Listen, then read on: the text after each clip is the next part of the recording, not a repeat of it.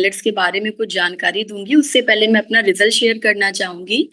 मुझे इस क्लब में आए हुए अभी सितंबर में 2 साल पूरे कंप्लीट हो जाएंगे और यहाँ पर आकर के मैंने अपना हेल्दी 14.5 केजी वेट लॉस किया है। और ये वेट लॉस मेरा पोस्टपार्टम वेट लॉस था। बच्चा होने के बाद जो excessive wait most of the women's में बढ़ जाता है, ये वही वेट था। और बल्कि हो गया था शरीर, बहुत ज्यादा से वाटर रिटेंशन की प्रॉब्लम हो गई थी। जहां भी पैरों में छूते थे तो गड्ढे हो जाते थे। और मोटापा होने की वजह से, एक्सेसिव वेट होने की वजह से जहां बैठते थे वहीं बैठे रह जाते थे। तो ये सब चीजें लगता था कि कभी शायद सही नहीं होगी। मैंने उम्मीद छोड़ दी थी कि मैं भविष्य में कभी वेट लॉस कर भी पाऊंगी। यही लगता था कि बच्चे होने के बाद तो सब मोटे हो जाते हैं, तो मैं भी ऐसी ही रहूंगी। लेकिन थैंक्स टू राखी मैम और इस क्लब का और मेरी कोई रश्मि पांडे मैम का, जिन्होंने मुझे यहाँ का रास्ता दिखाया। और यहाँ पर आकर के मैंने अपना हेयर फॉल, स्किन की प्रॉब्लम, बैक पेन और जो पैर में गोखरू हो जाते हैं, कॉर्न की प्रॉब्लम, ये सब कुछ चीजों को सही किया। और सबसे अच्छी बात है कि यहाँ पर आकर के जो पॉजिटिव और हीलिंग एनर्जी हमें मिलती है, एक दूसरे से जुड़ करके, एक दूसरे का रिजल्ट सुन करके, उनकी लाइफ के बारे में जान करके, और छोटी छोटी बातें जो यहाँ पे सिखाई जाती हैं, ये सारी चीजें हमेशा डेली की लाइफ में मुझे बूस्टअप करती हैं। मुझे क्या, इवन यहाँ क्लब में जितने भी लोग जुड़े हुए हैं, आप सभी को बूस्टअप करती होंगी। तो थैंक यू राखी मैम, मुझे आज का सेशन देने के लिए और इस क्लब को शुरुआत करने के लिए। तो ज्यादा समय ना लेते हुए हम चलते हैं मिलेट्स की तरफ। और मिलेट्स के बारे में जैसा कि मैम ने बताया है कि ये कुछ नई और फैंसी चीज नहीं है। आज से तकरीबन 10,000 साल पूर्व जो हमारा पहले वैदिक काल था और पहले का समय था, वहां पे मिलेट्स ही यूज किया जाता था। तब गेहूं इतना नहीं था, मोटा अनाज इस्तेमाल किया जाता था। तो ये हमारा एंशियंट सुपर फूड होता था और इसे हम मोटा अनाज कहते हैं। और इसके फायदे ये हैं कि ये ग्लूटेन फ्री होता है और इसमें विटामिन, मिनरल्स, प्रोटीन और बहुत अच्छी मात्रा में कैल्शियम और फाइबर पाया जाता है। ये बहुत शेप में छोटे होते हैं और राउंड होते हैं। ज्यादातर मिलेट्स में क्या आप देखेंगे, अगर आप सही पहचान करना चाहें, उसके ऊपर आपको एक छोटी सी काली बिंदी सी दिखेगी, जैसे कहते हैं ना आई ऑन द टॉप। तो मिलेट्स को पहचानने का, एक अच्छे मिलेट्स को पहचानने का ये तरीका, ये छोटे और राउंड शेप में होते हैं। और ये जो होता है ना, गेहूं गेहूं और चावल की अपेक्षा ज्यादा पोषक तत्व इसमें पाया जाता है। बहुत साल पहले, थाउजेंड्स ऑफ इयर्स पहले, लोग इसको क्या करते थे, एनिमल्स को खिलाने के लिए भी यूज करते थे। मोस्टली वो बाजरे के फॉर्म्स होते हैं जो एनिमल्स को दिए जाते थे। और इसको इंसान भी यूज करते थे, अपने डेली लाइफ में खाते थे। और इसको मेडिसिन पर्पज से भी यूज किया जाता था। वो किससे क्या होता था कि जो हमारी पाचन संबंधी प्रॉब्लम्स थी, वो क्योर होती थी। और एक अच्छी बात यह है कि मिलेट्स की फार्मिंग करने के लिए आपको बहुत ज्यादा पानी नहीं लगता है। इसलिए ये एक, मतलब आप कह सकते हैं कि कम इनपुट लगता था और इसका आउटपुट हमें ज्यादा मिलता था। अगर कोई एरिया में कभी कभी सूखा भी पड़ता है तो आप वहां पे भी मिलेट्स की खेती कर सकते हैं। मतलब मिलेट्स के ये भी फायदे थे कि आप कम मात्रा में ज्यादा उगा भी सकते हैं और गेहूं और चावल की अपेक्षा इसके पोषक तत्व भी हमें ज्यादा मिलते हैं। 2023 में, जैसा कि आप लोगों ने पहले पढ़ा भी होगा, यूनाइटेड नेशन, संयुक्त राष्ट्र के द्वारा इंटरनेशनल मिलेट्स ईयर्स घोषित किया गया था। 2023 में संयुक्त राष्ट्र ने इंटरनेशनल मिलेट्स ऑफ ईयर इसको घोषित किया था कि लोगों के अंदर मिलेट्स को लेके थोड़ी अवेयरनेस बढ़े। जो ये चीज है जो पहले इतनी इस्तेमाल होती थी, हमारे एंशियंट पहले के लोग खाते थे सब लोग, इसको अचानक से लोगों ने खाना बंद कर दिया। और अब जब सुनते हैं तो बहुत फैंसी सा लगता है, लेकिन ऐसा कुछ नहीं है ये पुरानी ही चीज। तो इसकी अवेयरनेस बढ़ाने के लिए 2023 को international millets of the year बताया गया था।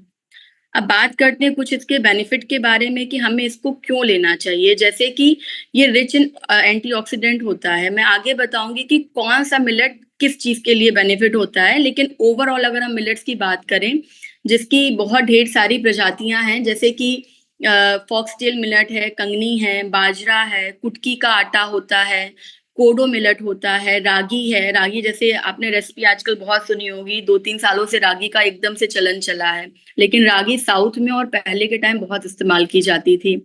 अमरनाथ है, ज्वार है, किनुआ है, पर्ल मिलेट है। इस तरह के बहुत से मिलेट्स हैं जो हमें बहुत अच्छा पोषक तत्व प्रोवाइड कराते हैं। और इनको कंज्यूम करने से हमारा फायदा क्या होता है कि एक तो ये एंटीऑक्सीडेंट है और इनसे इन्फ्लेमेशन कम होता है। जैसे मैंने बताया कि मुझे पैरों में सूजन थी, जब आप वेरिएशन में अगर आपको सूट करता है, मोस्ट इम्पोर्टेंट है कि जब भी कभी आप मिलेट्स को इस्तेमाल करें, फर्स्ट टाइम इस्तेमाल करें, तो बहुत छोटी क्वांटिटी से इस्तेमाल करें और आप 1 2 से 3 बार हफ्ते में ले सकते हैं अल्टरेशन में, ताकि आपकी बॉडी यूज़्ड टू हो जाए उसको खाने की, उसको एब्ज़ॉर्ब करने की। कभी भी हमें ज़्यादा पोर्शन में मिलेट्स नहीं लेना रहता है। जो लेना रहता है वो मैक्सिमम आपको 2 मुट्ठी, अपनी मुट्ठी से 2 मुट्ठी आप नाप करके मिलेट्स भिगोने डाल सकते हैं। तो ये हमारे इन्फ्लेमेशन को कम करता है।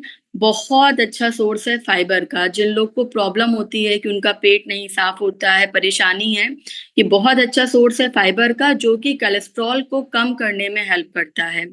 कॉन्स्टिपेशन को कम करने में हेल्प करता है और आपकी गट हेल्थ को सपोर्ट करता है।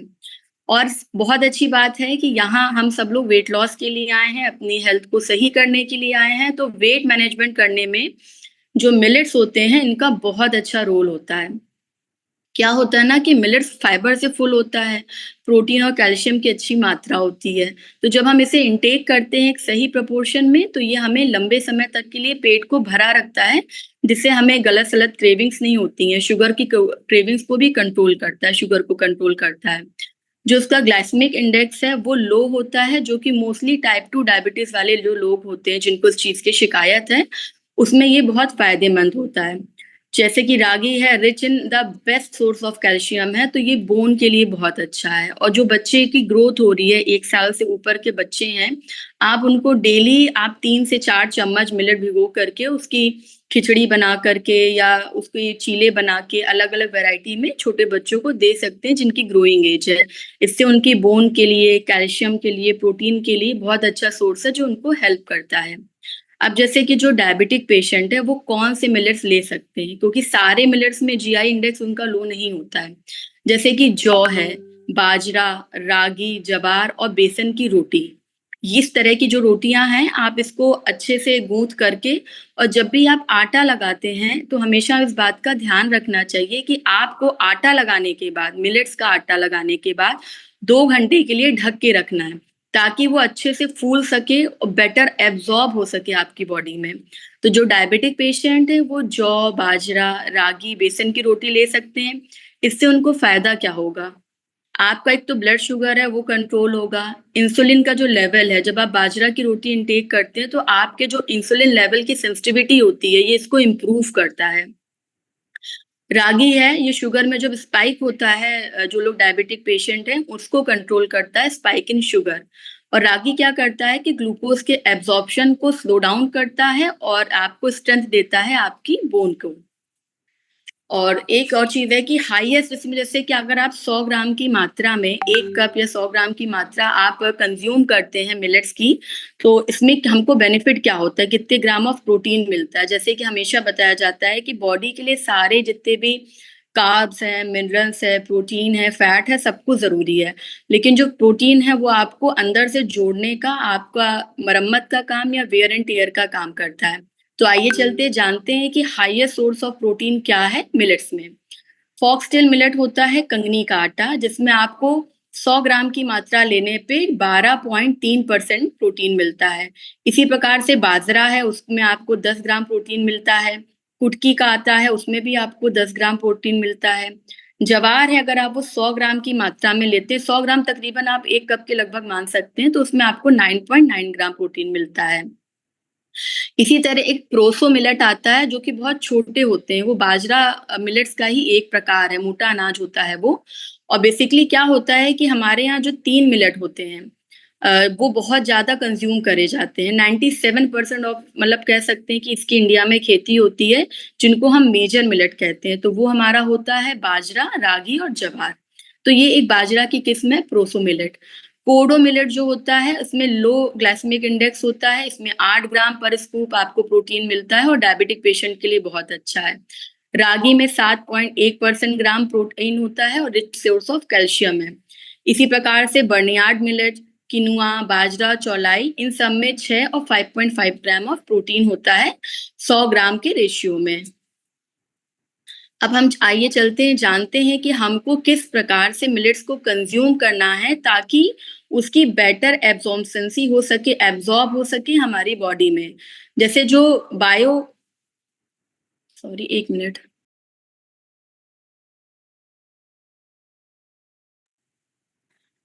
हम किस हिसाब से कंज्यूम करें अपने मिलेट्स को ताकि हमारी बॉडी में उसके अच्छे रिजल्ट्स देखे जा सकें। पहली चीज़ हमें ध्यान रखनी है कि जब भी आप मिलेट्स को बनाने जा रहे हैं, आपको कम से कम उसे 3 से 4 पानी से अच्छे से वॉश करना है और उसको ढेर सारे पानी में पकाना है और हमेशा छोटे पोर्शन में लेना है। जैसे कि मैंने बताया कि आपको 2 मुट्ठी मैक्सिमम 50 ग्राम से 75 ग्राम या 100 ग्राम, इससे ज़्यादा नहीं कभी भी। और एक बार में एक ही टाइप के मिलेट लेने, कभी भी मिलेट्स को मिक्स नहीं करना है। स्मॉलर पोर्शन में लेना है और फ्रेश लेना है। जैसे कि अब क्या है कि या तो आप खुला लेंगे, मार्केट में जाएँगे या फिर आप जा कर के पैकेट लेंगे, तो आप हमेशा चेक कर लें, उसकी डेट चेक कर लें कि उसकी डेट, एक्सपायरी डेट क्या है, मैन्युफैक्चरिंग डेट क्या है, तभी आप मिलेट्स को खरीदें। और आप अगर इसका बेटर एब्जॉर्प्शन चाहते हैं अपनी बॉडी में, तो हम मिलेट्स को फर्मेंट भी कर सकते हैं। जैसे हम डोसा बनाते हैं चावल का या दाल का, इसी प्रकार से आप मिलेट्स को भी भिगो सकते हैं रात भर के लिए, फिर उसको पीस के फर्मेंट करके 1 दिन रख करके नमक-वमक डाल करके अच्छे से फर्मेंटेशन होने के बाद तब इस्तेमाल करें। तो ये आपके बॉडी में ज़्यादा फ़ायदा करेगा। और आप जिन लोगों को आदत हो चुकी है, मतलब उनकी बॉडी यूज्ड टू हो चुकी है मिलेट्स को कंज्यूम करने के लिए, तो वो डेली 75 ग्राम तक मिलेट अपनी डेली की डाइट में, या तो मॉर्निंग के लंच में जैसे आपने उपमा बना लिया या चीले ले लिए, या फिर दोपहर में। रात में थोड़ा हमें अवॉइड करना चाहिए। आप सुबह के नाश्ते में या दोपहर में मिलेट्स, डिफरेंट मिलेट अलग-अलग ट्राई कर सकते हैं। कभी भी इसको हमें बासी कंज्यूम नहीं करना है और कभी भी मिलेट्स को हमें बहुत ज़्यादा फाइनली पीसना नहीं है। जैसे जो आटा भी होता है ना, उसको आप रख सकते हैं फाइनली, लेकिन बहुत ज़्यादा नहीं। हल्का-सा दरदरापन रहना चाहिए। इससे क्या होता है ना कि ये आपका डाइजेस्टिव बैलेंस करता है, बेटर डाइजेस्टिव बैलेंस के लिए ये अच्छा होता है। कभी भी वैरायटी ऑफ मिलेट्स मिलेट्स को मिक्स करके ना लें। और जो अनपॉलिश्ड मिलेट होता है, उसकी एक पहचान है। हमें कभी भी, चाहे वो दाल हो या मिलेट्स हो, पॉलिश्ड नहीं लेना चाहिए। इससे क्या होती है कि उसकी गुणवत्ता जब ये प्रोसेसिंग में जाता है ना, वो पूरी तरह से समाप्त हो जाती है। तो अनपॉलिश्ड मिलेट्स को पहचानने का सबसे अच्छा तरीका क्या है? ज़्यादातर तो क्या होता है कि वो डार्क ब्राउन होते हैं, उनका जो कलर होता है वो थोड़े गाढ़े रंग का होता है। और जो रियल मिलेट्स होते हैं, वो जो उसकी बनावट छोटी राउंड होती है और टॉप पर हमेशा एक काली-काली सी आँख सी आपको दिखेगी, एक बिंदी टाइप की दिखेगी। तो वो सही पहचान होती है अनपॉलिश्ड मिलेट्स की।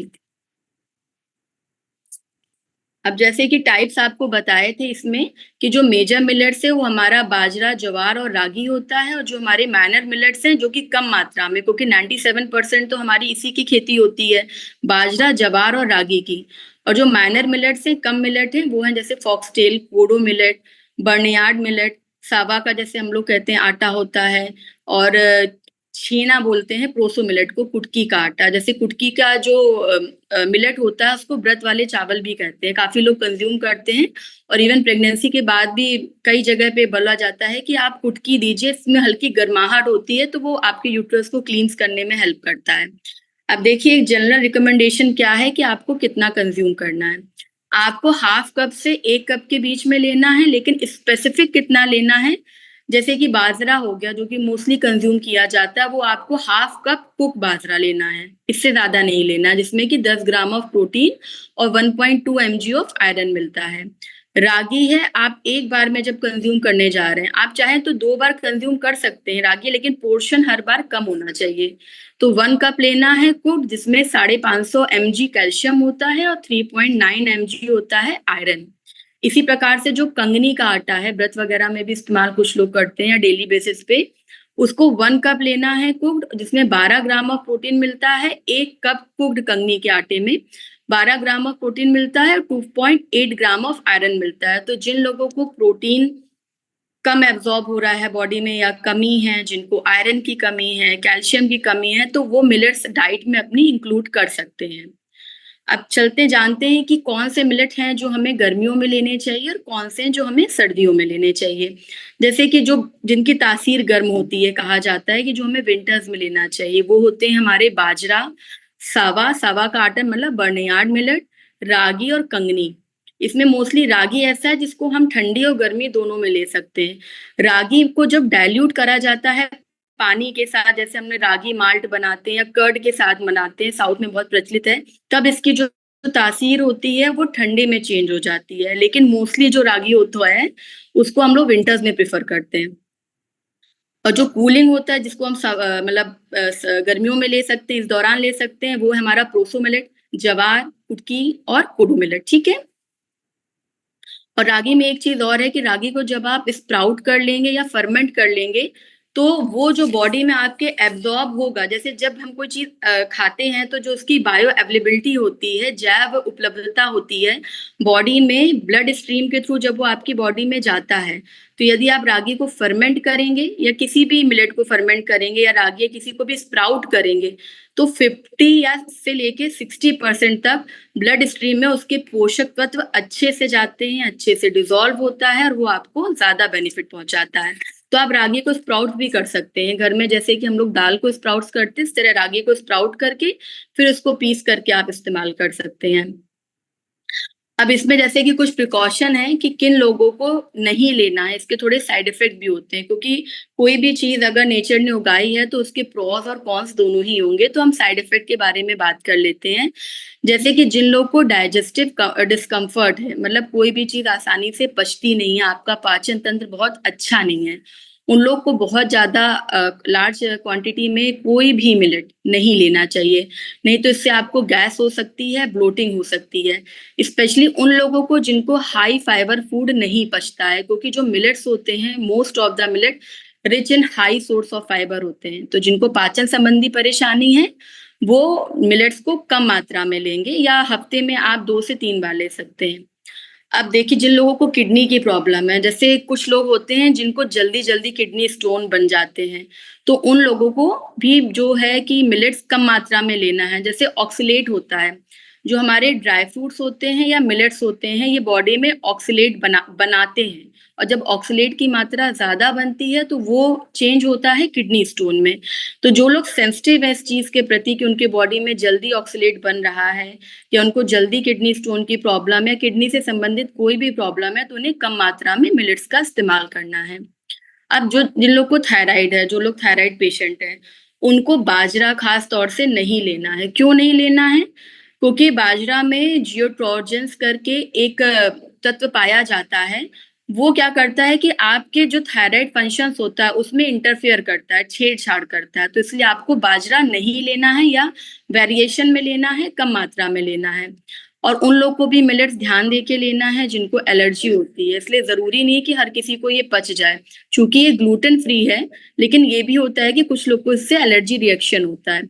और ड्यूरिंग प्रेगनेंसी भी हमें देख लेना चाहिए, क्योंकि ड्यूरिंग प्रेगनेंसी हर किसी को मिलेट्स नहीं अच्छे से डाइजेस्ट हो पाते, क्योंकि हमारा हार्मोनल बैलेंस मतलब चेंज हो रहा होता है। ड्यूरिंग प्रेगनेंसी हमारा जो गेस्टेशनल डायबिटीज़ बोलते हैं, वो भी बढ़ जाती है। थायराइड्स के थोड़े से इश्यू बढ़ जाते हैं 9 महीने में। बॉडी पूरा आपकी चेंज हो रही होती है, तो हमें हमेशा अपनी गायनी से या डॉक्टर से कंसल्ट करके लेना चाहिए। और किन लोगों को थायराइड में कौन-सा फ़ायदा करता है? कुटकी का। कुटकी का जो आटा होता है या कुटकी का जो मिलेट है, वो थायराइड वाले लोग ले सकते हैं। उसको सोक्ड या फर्मेंटेड फ़ॉर्म में ले सकते हैं और हफ़्ते में सिर्फ़ 3 दिन लें। ये थायराइड पेशेंट के लिए बहुत फ़ायदेमंद होता है कुटकी का आटा, लेकिन हमें बाजरा अवॉइड करना है। और जो टोडलर्स हैं, जिन लोगों ने अभी खाना स्टार्ट करा है, साल भर के ऊपर हैं, वो भी उनको भी आप कुटकी के आटे से शुरुआत कर सकते हैं।